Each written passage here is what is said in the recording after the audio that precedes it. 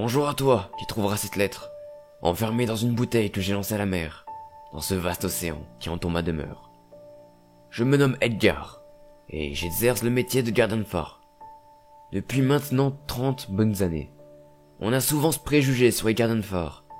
Un vieil homme barbu, l'air grisonnant, et vivant seul. Et bien un point à part, je dois avouer que c'est bien vrai.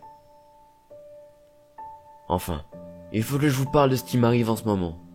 Comme vous en doutez, je vois beaucoup de bateaux défiler, et mon rôle, c'est de les guider. Mais la première fois que je l'ai vu, c'était il y a un mois, lors d'une nuit froide. Un ancien bateau vieilli par le temps, et ayant visiblement fait face à de nombreuses tempêtes. Comme à mon habitude, je pris ma longue vue, et observa un peu plus ce navire. Je ne vis aucun membre de l'équipage. C'est à ce moment-là que je remarqua que le mât du bateau était à moitié brisé. Je me posa beaucoup de questions.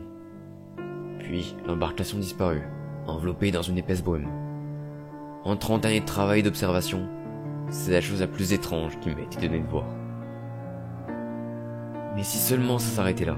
Je l'ai revu, 2 semaines plus tard. Je contemplais la mer, comme j'aime le faire à l'heure de mes insomnies, lorsque le brouillard se renforça.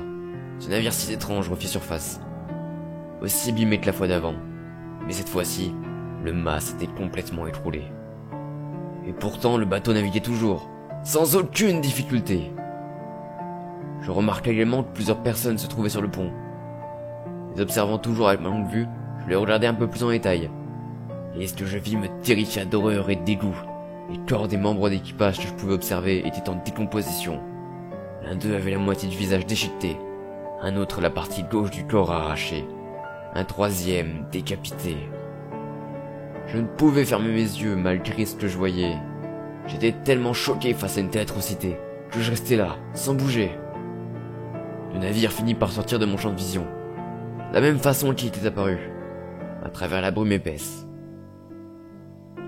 Depuis cette terrible nuit, je ne dors quasiment plus. Je ne salue plus les bateaux habituels car les ondes qui passent. Je ne profite plus du bruit de la mer contre les récifs. Je vis juste dans la crainte, choqué par ce que j'ai vu. J'ai beau être assez âgé, je reste traumatisé. D'autant plus qu'il m'arrive d'apercevoir le cadavre en décomposition dans mon champ de vision. Et hier, toujours dans la nuit, le bateau est réapparu. Je le vis, me cachant légèrement par peur. J'étais terrifié. Mais je devais vérifier que ce que j'avais vu 2 semaines auparavant était bel et bien réel, et que ce n'était pas le fruit de mon imagination, dû à ma solitude. Alors j'attrapa ma longue vue, et la colla à mon œil. Je regrette encore aujourd'hui d'avoir confirmé mes doutes. Les cadavres étaient plus nombreux, ils se déplaçaient librement sur le bateau.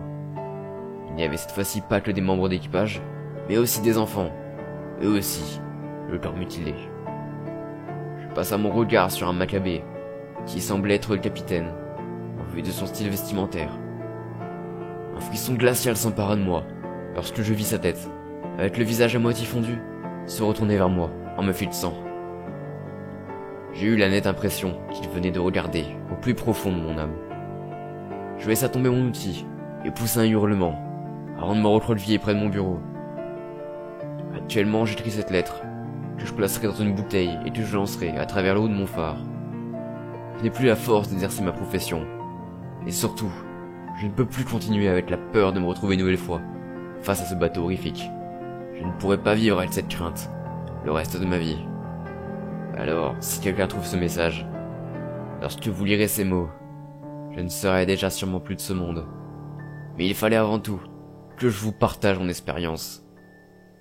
Si vous êtes en mer, que vous soyez capitaine, touriste ou bien gardien de phare, et que vous croisez un ancien bateau délabré, faites attention à ne pas le laisser envers votre esprit, car vous pourriez bien en être marqué à jamais.